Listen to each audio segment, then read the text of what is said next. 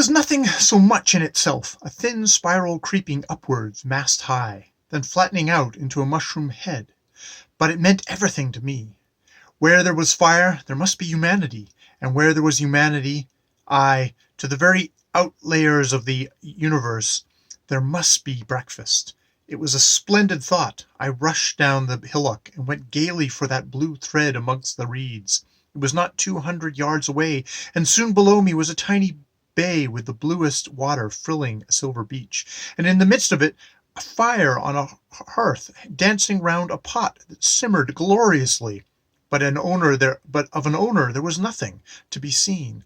I peered here and there on the shore, but nothing moved, while out to sea the water was shining like molten metal, with not a dot upon it.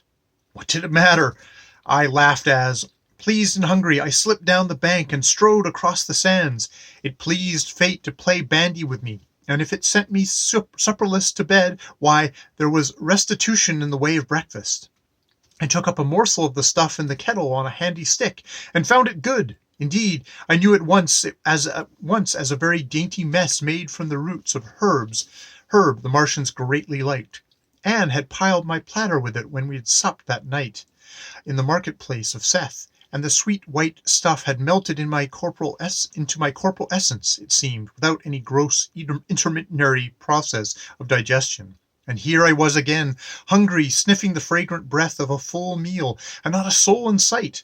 I should have been a fool not to have eaten. So thinking, down I sat, taking the pot from its place, and when it was a little cool, plunged my hands into it and feasted as with good an appetite as ever a man had before.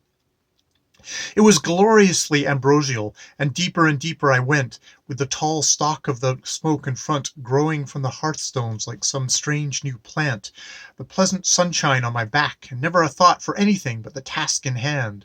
Deeper and deeper, oblivious of all else, until to get to the very last drops, I lifted the pipkin up and putting back my head, drank it in that fashion. It was only when, with a sigh of pleasure, I lowered it slowly again, that over the rim as sank there dawned upon me the vision of a Martian standing by an empty canoe on the edge of the water and regarding me with calm amazement. I was, in fact, so astonished that for a minute the empty pot stood still before my face, and over its edge we stared at each other in mute surprise. Then, with all the dignity that it might be, I laid the vessel down between my feet and waited for the newcomer to speak. She was a girl by her yellow garb, a fisherwoman, it seemed, for in the prow of her craft was piled a net upon which the scales of fishes were twinkling. A Martian, obviously, but something more robust than most of them, a savour of honest work about her sunburnt face which my pallid friends away yonder were lacking in. And when we had stared at each other for a few moments in silence, she came forward a step or two and said, without a trace of fear or shyness, "Are you a spirit, sir?" "Why," I answered, "about as much, no more, no less, than most of us." "Aye," she said, "I thought you were, for none but spirits live here upon this island. Are you for good or evil?" "Far better for the breakfast of which I fear I have robbed you, but wandering along the shore and finding this pot boiling with no owner, I ventured to sample it, and it was so good my appetite got the better of my manners." The girl bowed and standing at a respectful distance, asked if I would like some fish as well. She had some, but not many, and if I would eat, she would cook them for me in a minute. It was not often, she added lightly, she had met one of my kind before. In fact, it was obvious that simple person did actually take me for a being from another world. And was it for me to say that she was wrong? So, adopting a dignity worthy of my reputation, I nodded gravely to her offer. She fetched from the boat 4 little fishes of the daintiest kind imaginable.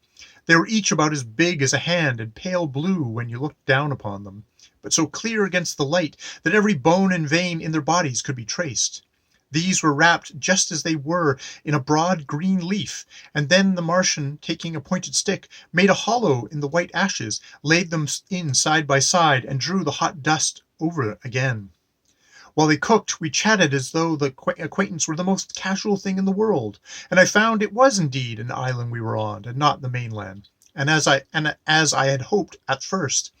Seth, she told me, was far away to the eastward, and if woodmen had gone by in their ships, they would have passed round to the northwest of where we came. where we were.